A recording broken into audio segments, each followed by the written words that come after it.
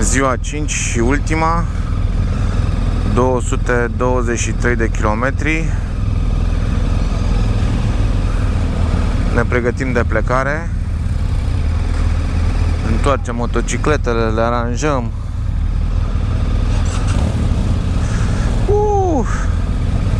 De seară va fi cina și masa. Revenim pe parcurs.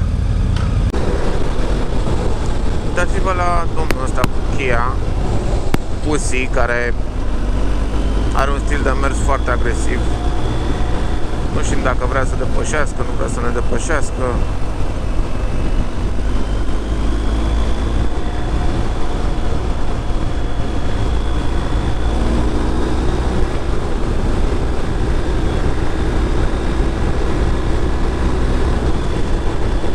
Unii oameni suferă rău. Iar o bucată de asfalt până în prima intrare în off-road.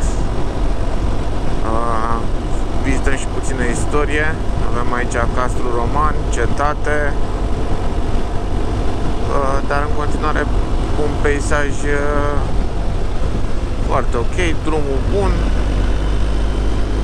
ceva viraje, urcăm spre munte. La un moment dat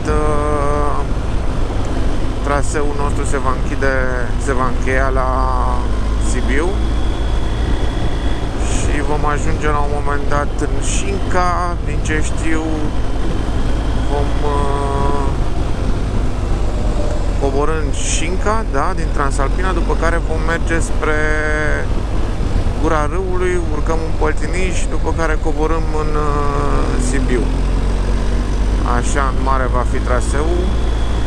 Ce ne rezervă Matei ca entertainment vedem pe parcurs. Dar am înțeles că or să fie niște zone cu praf și va trebui să mergem grupați și să lăsăm distanță între grupuri T2. Iar tehnic nu știu dacă va fi ceva dificil. Vedem. Oricum filmez ce se poate. Uitați-vă iară unde am ajuns. Nu știu cum se nimeresc locurile astea, dar sunt extraordinar de frumoase și fac parte din țara noastră, România. Vă spun, merită să vă plimbați. Și aici o doamnă care servește miere de albine. Foarte tare. Am trecut o mică bucată de off-road, dar nimic spectaculos, totul pe plan drept. Dar în schimb sunt impresionat de drumurile astea prin păduri asfaltate proaspăt. Acum mă întreb spre Gugir, mai sunt vreo 3-4 km, ceva de genul ăsta. Și pe bune, uitați-vă la... Ești singur pe stradă, ai impresia că ești nicăieri. Niște dealuri pe care îți vine să le mângâi, puțin piatră pe drum, dar oricum spectaculos traseu. Deci n-ai cum, îți încântă foarte, foarte mult privirea. Nu știu ceilalți unde sunt, dar n-am modul de a merge grupat, să da după ea, prefer așa plimbare. La un moment dat mai aveam doi băieți în spatele meu, cred că s-au oprit și ei să admire priveliștea, pentru că e chiar frumos și chiar poți să te bucuri de plimbare, că până la urmă se numește GSTT, adică Transilvania Tour, nu este GSTT, Roadbook TT. GS Roadbook TT, ăla ar trebui să fie.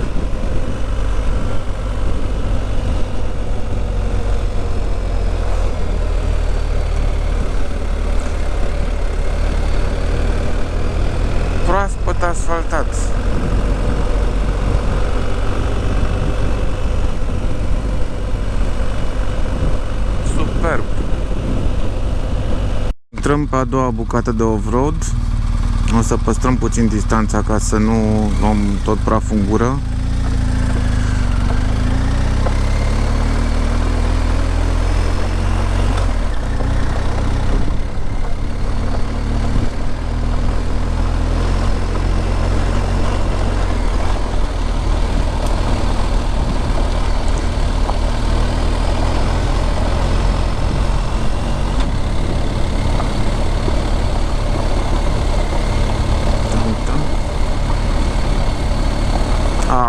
Tot n-am făcut ceva. Nu mi-am legat rucsacul.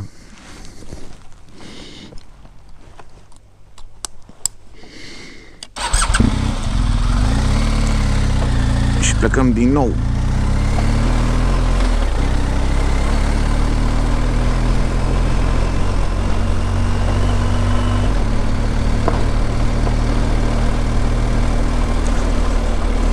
Dacă putem deschide viziera, că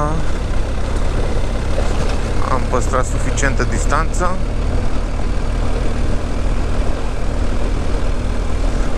Ideea e că trebuie să lași câteva sute de metri, astfel încât să aibă timp praful să se așeze după ce au trecut primii.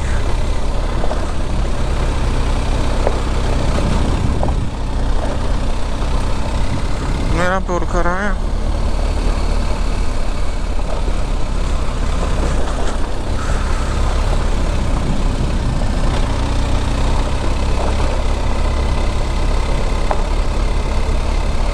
Salut, salut! Noi suntem pe tracul cel bun. Hai, pe aici putem să-i dăm puțin mai tare. Avem și semne de circulație. Frumos prin pădure pe aici și răcoare.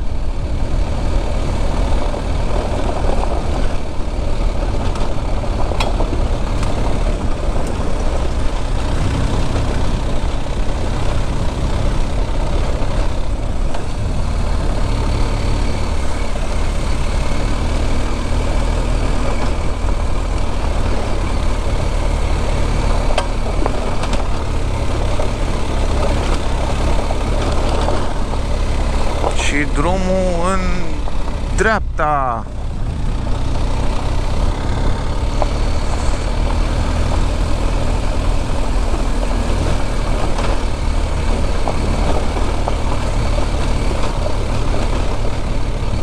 M-am speriat de praf și nu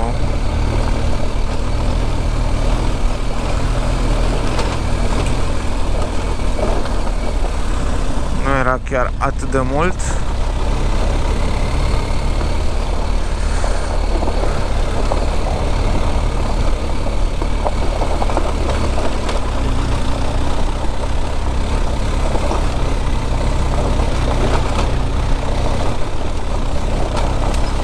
Suntem tot pe urcare.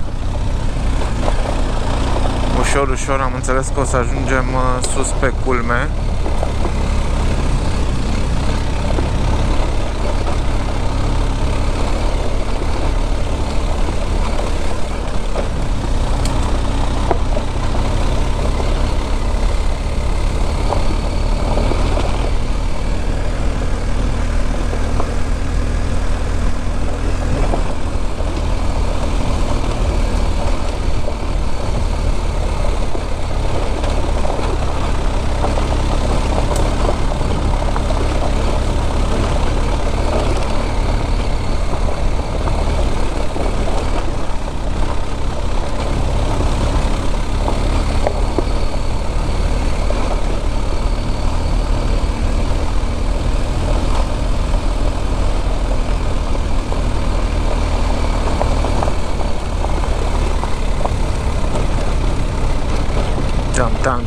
Tam.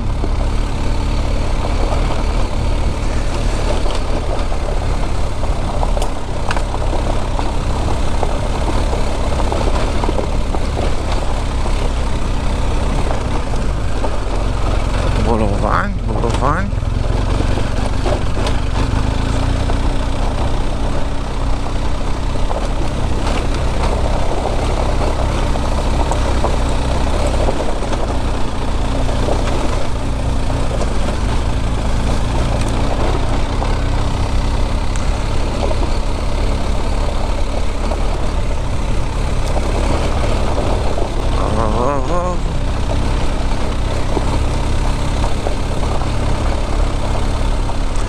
Dacă bolovai de pe Strategica sau pe o porțiune din Transvulcan, n-am mai găsit. Dar știți cum e expresia aia, never say never?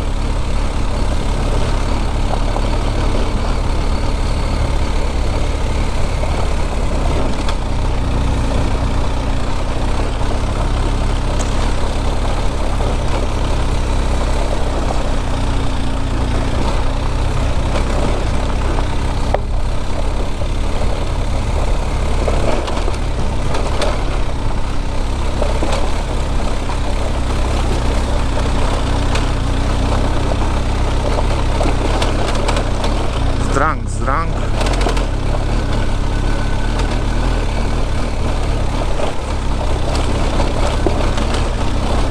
Eu sincer să fiu încerc să ocolesc, dar n-am șanse la câte pietre sunt.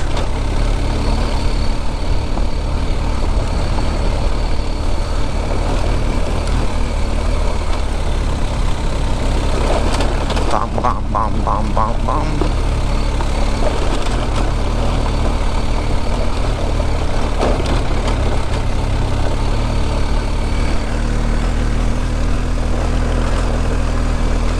Da, uite, se poate merge și în fund. Dar prea zdruncină. Cu toate că dacă pe anumite porțiuni mergi mai încet, poți să faci asta.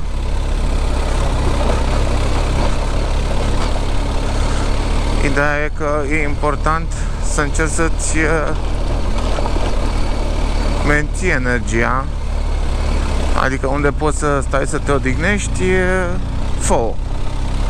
Chiar dacă e frumos să stai în scărițe, e interesant, controlezi altfel motocicleta, la ture mai lungi, la un moment dat se acumulează oboseala.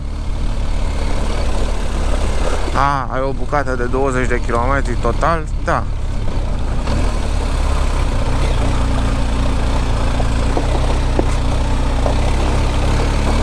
S-au derapat puțin așa pe pietriș.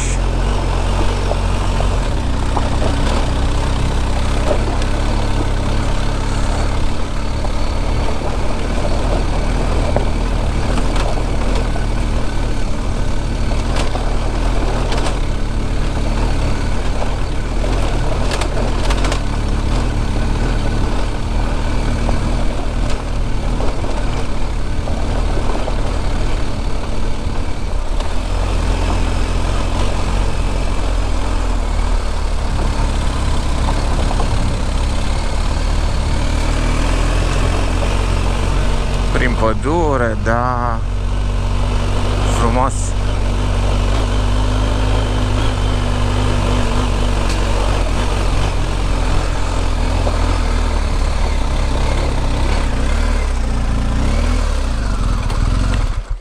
Ce faci, Radu? Privirea. Privirea și cutia de viteze, că am rămas, am venit pe a treia. Păi, mamă, eu urcam cu a întâia.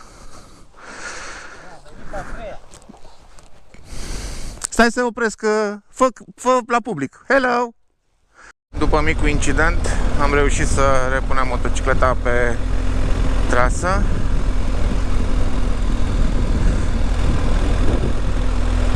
Și acum bănuiesc că reparăm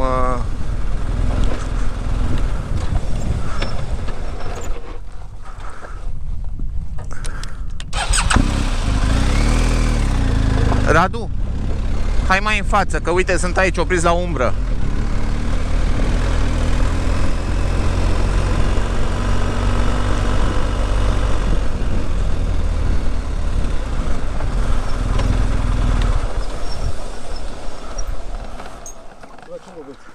Bine. Stai că își reglează, reface oglinda. Într-un șleau. În șanț. Hai, duceți-vă voi în față.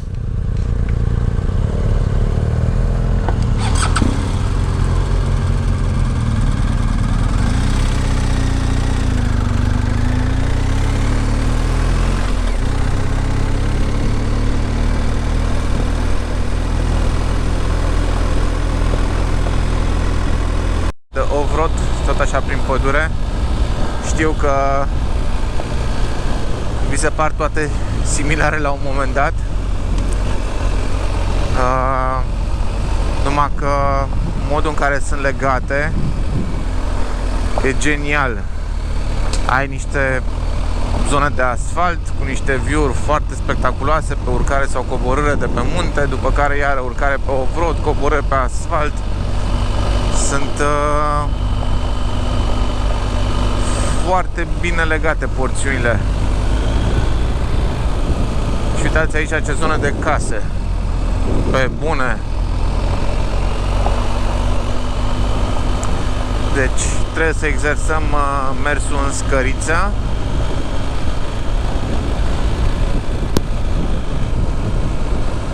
Cu viteză ceva mai mare, zic eu. Bine, mare pentru mine. Acum Poltares cred că mare contrazice. Și nu numai el.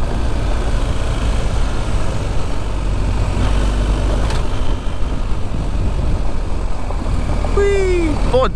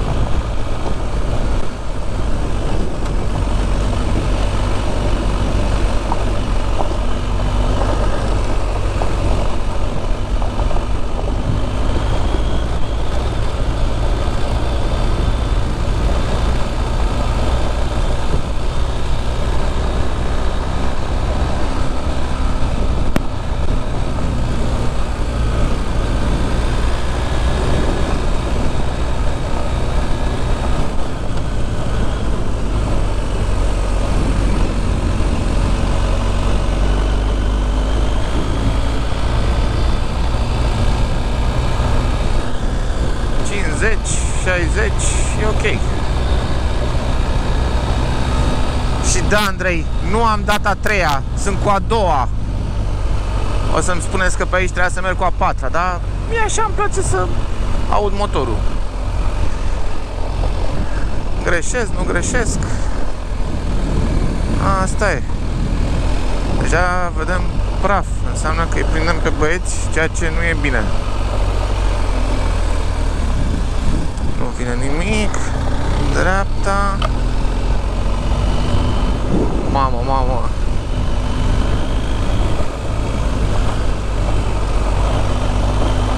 Hai, fie, Andrei, a treia.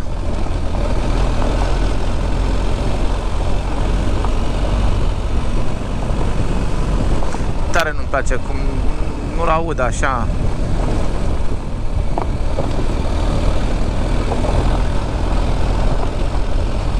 Am impresia că toarce ceva, dar...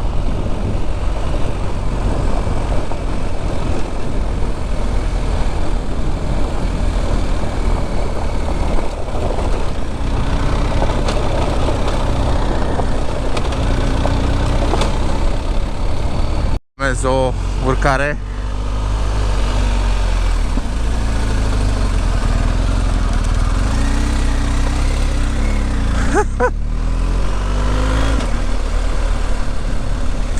Nașpa. Îmi pare rău. Dar imaginați-vă că de jos din vale am ajuns aici. Da. Și văd că se continuă.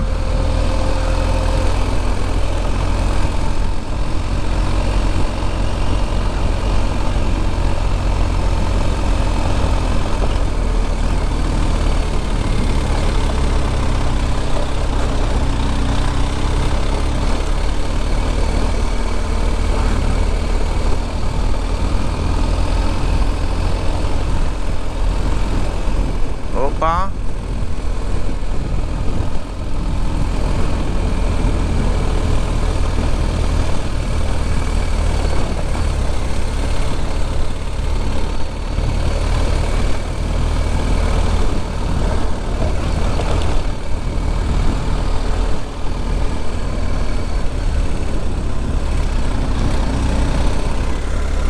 Am urcat din șleau.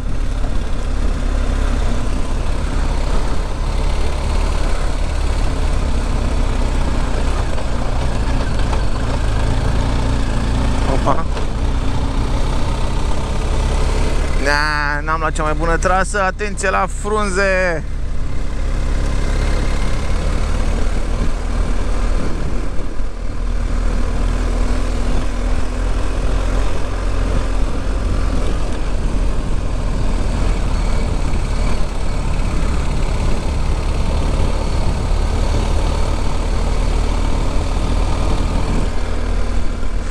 Nu știu ce-or fi făcut Andrei cu Radu pe urcarea aia.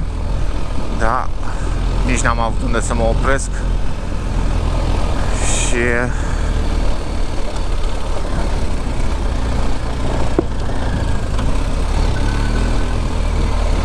abilitățile mele în materie de scos motociclete din șleauri nu sunt neapărat cele mai grozave. Bine, e clar că o mână în plus conta.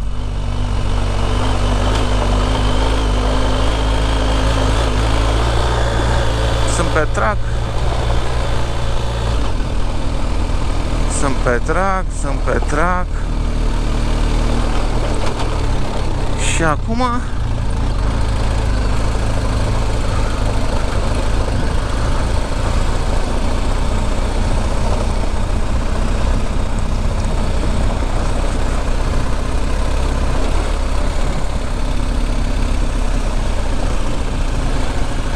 opa.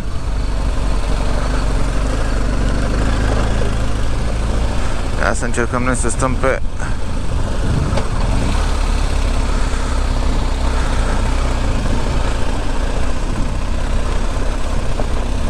lăsăm puțin așa în frână. O să-mi zică, dă-i drumul la vale, că merge. Știu că merge, dar îmi place mai mult să merg încet și să controlez coborârea decât să am impresia că mă controlează ea pe mine.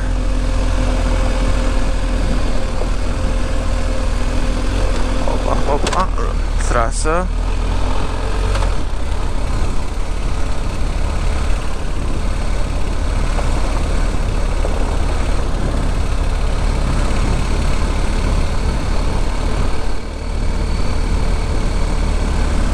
Asta a fost pusă de Matei așa ca să ne ferească capul.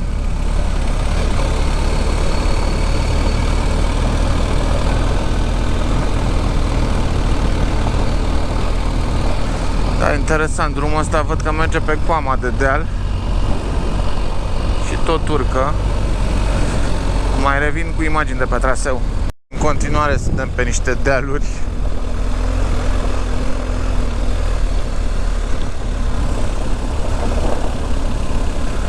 Și am greșit traseul.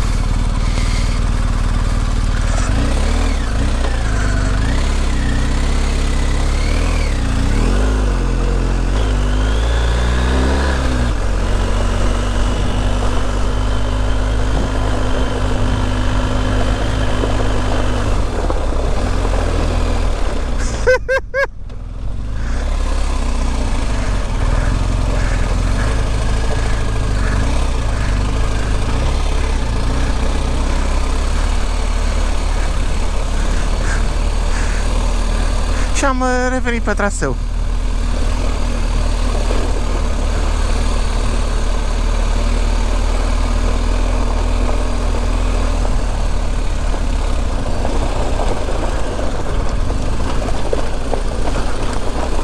Bolovani, bolovani, bolovani.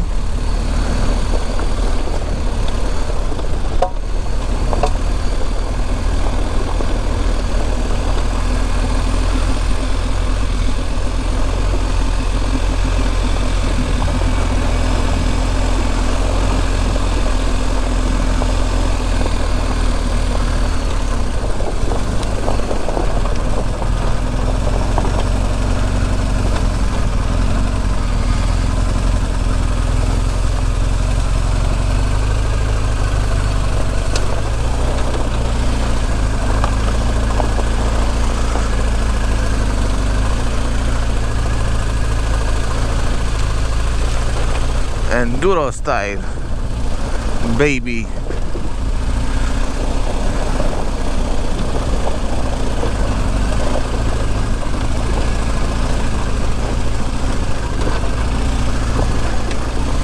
Off track. Fuck.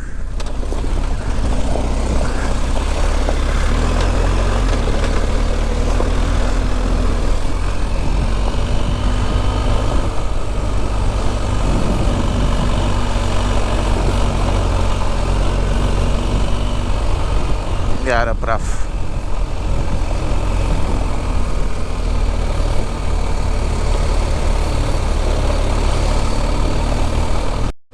Încă 100 de kilometri până la hotel. Estimează că ajungem undeva în jur de 6. Deci traseul în față nu o să fie de autostradă, pentru că e ora 1, deci o medie de 20 de km pe oră. Deci e clar că o să avem niște porțiuni și mai tehnice față de ce am avut până acum, pentru că altfel nu poți să scoți timpul ăsta dacă mergi cu 40-50 la oră. Am ieșit din off-road, suntem pe Transalpina, că așa se numește, merge spre o Bârșa Lotrului, dar noi vom merge doar până la Șugag, unde vom face stânga, bănuiesc, să ne îndreptăm spre Jina. Deci ce mi se pare foarte curios este legat de kilometri. Mai avem 93 și încă 5 ore. Și știu clar că până la Șugag mai avem 10-15 km, care înseamnă 10 minute. În fine, hai să vedem cum o să arate traseul final. Oricum, mi-am găsit un ritm foarte ok. Îmi dau seama că oricât de mare e motocicleta și grea, totuși cu puțină tehnică o poți controla destul de bine. Iar traseele alese, dacă mă întreb pe mine, sunt unele la care nu știu dacă m-aș încumeta să fac ceva și mai mult peste nivelul meu de cunoștință. Vă mai las câteva imagini. Aici avem un baraj de acumulare. Oricum, și valea asta este foarte frumoasă și traseul pe care l-am avut până acum astăzi a fost foarte frumos, bine ales, bine calibrat. M-am speriat inițial de praf, dar până acum am scăpat. Hai să vedem de aici încolo dacă va fi la fel sau nu. Dar faptul că am mers mai mult singur m-a ajutat mult. N-a trebuit să stau să mă uit în oglindă după alții, să mă uit în față, să strice trasa ca să-mi distrag atenția. Așa am putut eu să mă concentrez pe ce am de făcut. Și Aș zice că o astfel de tură, un astfel de eveniment GSTT merită făcut cel puțin o dată. Ar fi foarte bine dacă s-ar organiza și pentru posesorii altor branduri de motociclete, nu neapărat BMW, pentru că da, te aduce în niște locuri foarte frumoase în care poți să te bucuri de niște priveliști deosebite. Cu stânga la Șugag spre Dobra. Aici avem un traseu iară foarte frumos cu niște viraje în arc de păr. Cred că mi-am făcut porția de viraje după tura asta. Dar e bine pentru că am câștigat experiență. Ce faceți, domnule, cu bicicleta? Habar n-am pe unde sunt toți ceilalți. Eu sunt pe traseu. Văd, sigur am oameni în spate destui.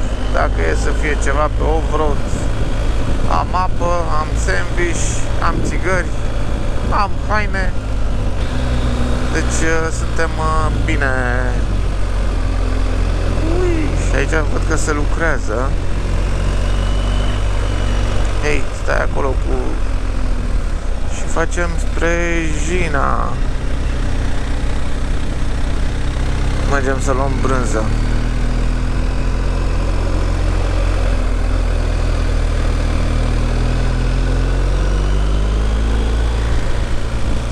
Revin când intru în off-road. Încă o bucată de off-road. Am făcut stânga din Jina.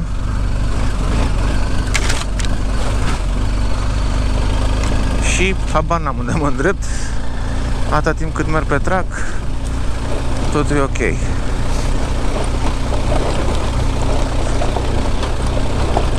Opa!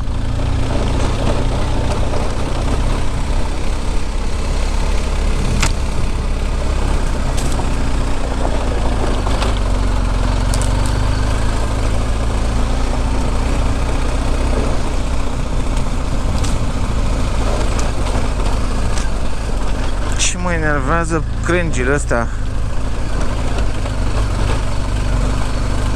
Opa.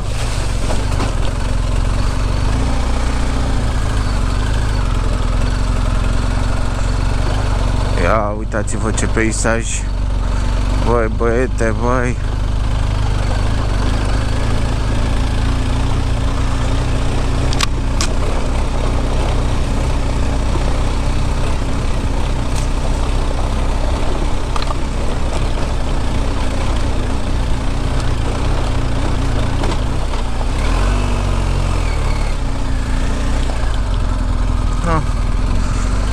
Ce tare!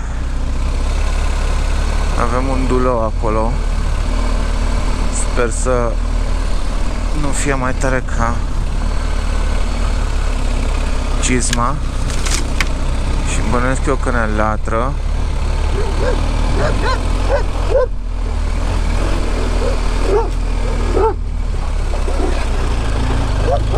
Avem mai mulți dulăi.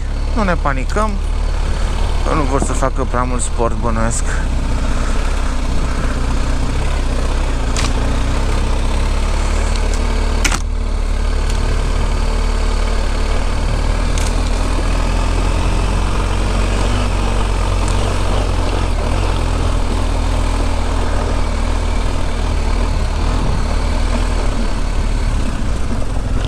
Avem o căruță în față.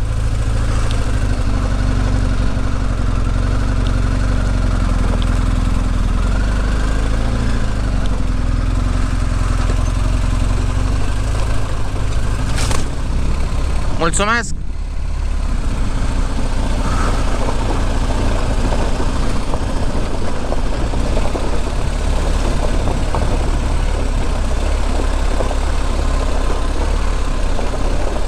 Și aici în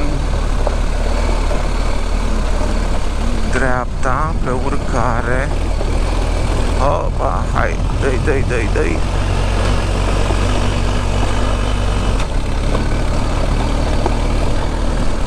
E pe drept. N-ar trebui să avem surprize.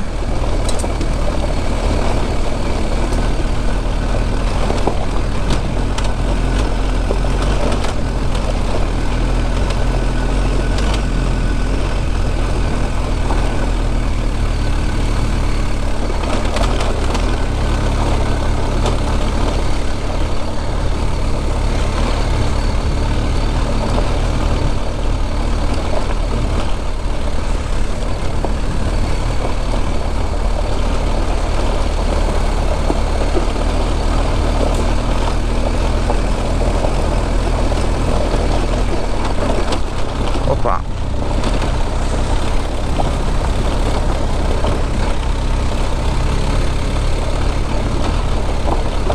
Și noi mergem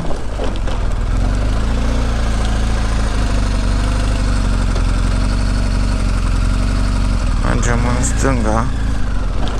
Așa pare drumul.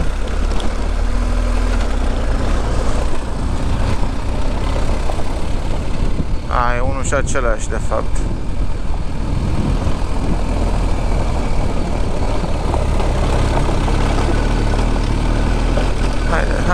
Hai.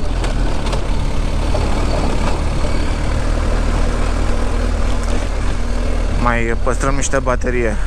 Am ajuns. Sunt pe trac. Uitați-vă și voi ce peisaj.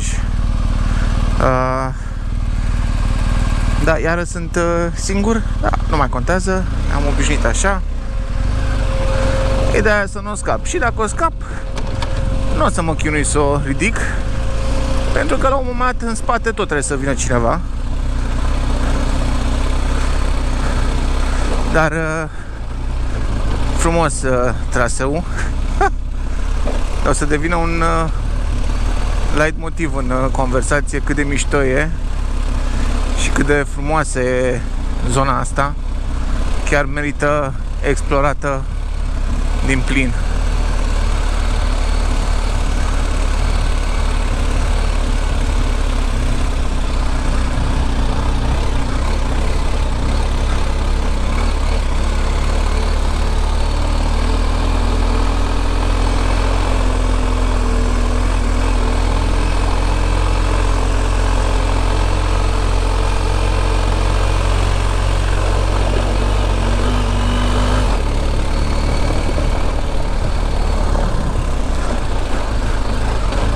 Toate drumurile duc acolo. Sper să-l fie ales pe cel bun.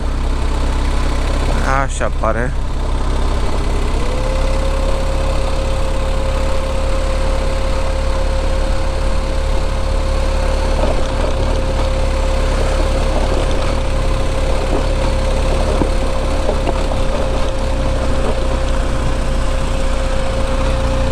Și cine zicea că mie nu-mi place să merg la munte?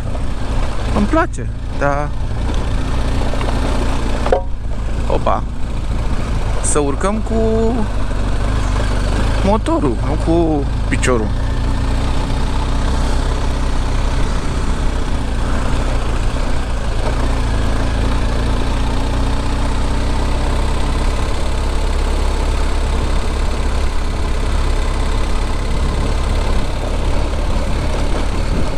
Ce ne plac bolovanii. Nu știu câtă baterie mai am. Dacă e să se oprească, asta a fost. Dacă nu, vă filmez și când ajung la hotel.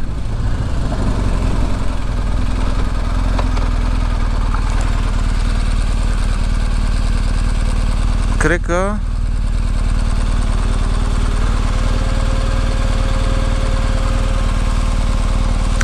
da.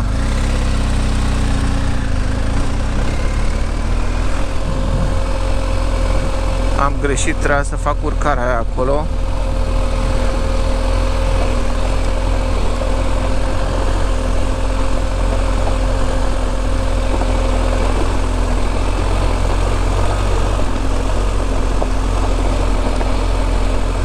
Pare rău, bănuiesc că era un viewpoint. Dar am văzut-o mult prea târziu.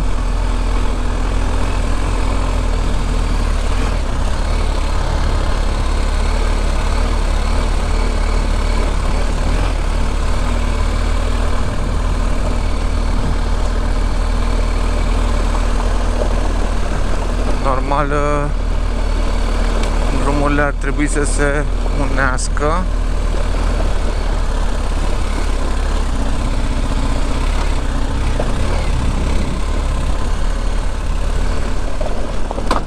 Opa!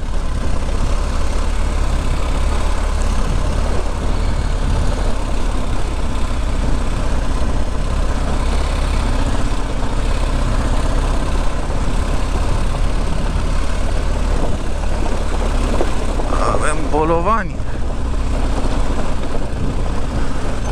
Mulți bolovani.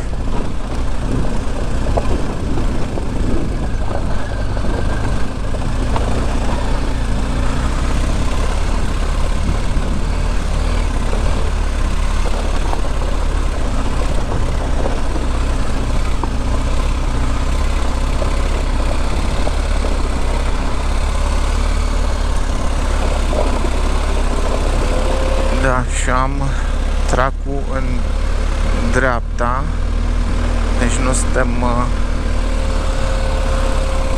chiar atât de departe.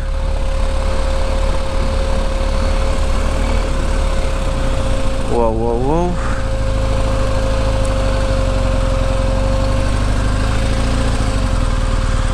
Hai să vedem.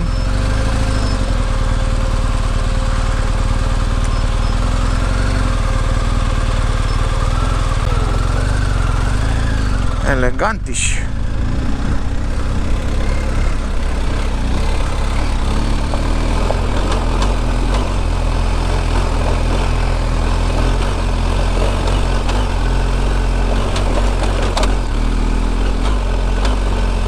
Hai că poți.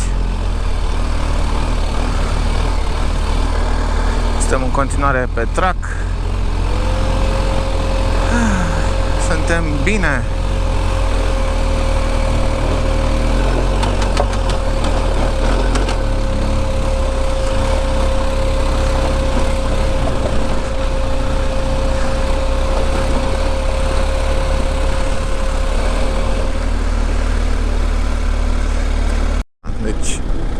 Acum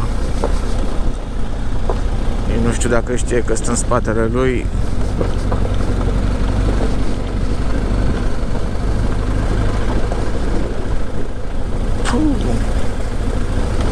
O să caut să mă opresc, îl las, fumez o țigară, pentru că nu e de mers în spatele lui.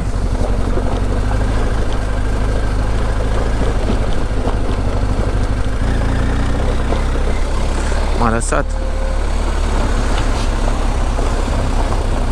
Mersi. Oh, parfum.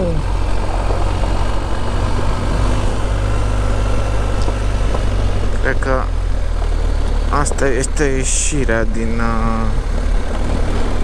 off-road. Acum mai fac eu fum praf camionului. Nicio șansă.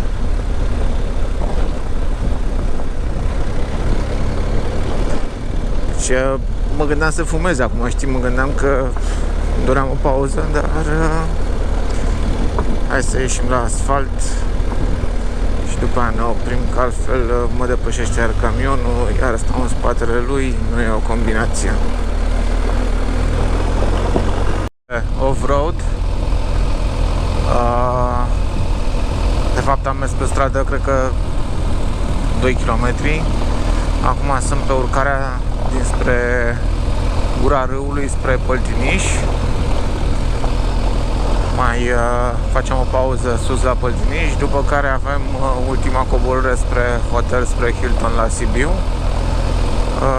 Și din ce am înțeles o să fie o coborâre tot la fel prin pădure. Deci peisaje frumoase, aer curat și ținând cont că e puțin umed, nu e praf pe jos.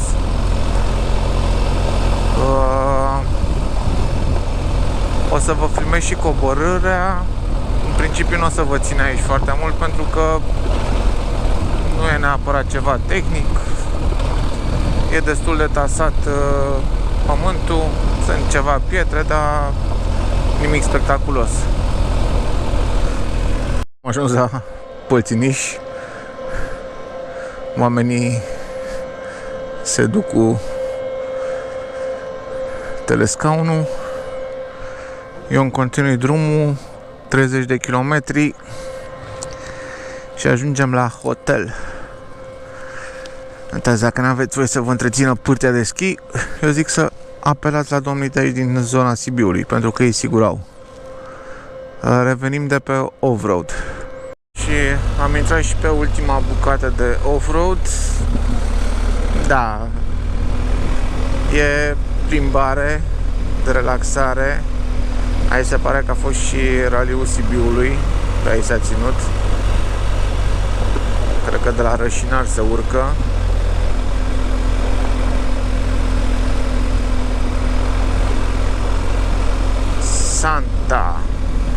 Șanța sau cum se numește localitatea, nu știu.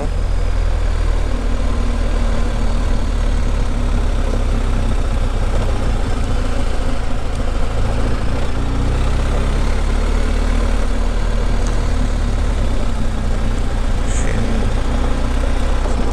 stânga pe aici. E chiar plăcut așa ca ultima zonă în care mai mergem pe off-road, să fie o plimbare așa lejeră, prin pădure, plăcută. Sper că v-ați putut face așa o idee despre ceea ce înseamnă GSTT și dacă este sau nu un provocator. Marele avantaj este faptul că, fiind un cadru organizat, dacă se întâmplă ceva, nu știu, cazi, te lovești, ai mașină care te poate evacua, îți poate evacua motocicleta, pene și restul au fost rezolvate de către echipa Matei Albulescu, cei de la Ridex. Au fost mici incidente, capace de cilindri sparte, ce-am mai avut, parbrize rupte de la diverse căzături, schimbătoare de viteză îndoite și majoritatea acestor lucruri au fost remediate pe loc sau aseara sau a doua zi la hotel. Deci asta este un avantaj de a participa așa într-un cadru organizat, plus că e și o experiență de învățare, pentru că trainerii care te însoțesc îți pot da și informații legate de poziția pe care o adopți și ar trebui să faci în anumite situații și te monitorizează constant să vadă dacă ai ceva de îmbunătățit. Și mie acest lucru mi se pare foarte important, pentru că când te vede altcineva cum ești poziționat pe motocicletă, cum reacționezi din exterior, poate să-ți dea mai multe informații decât ți-ai dat tu seama când ești implicat în poveste.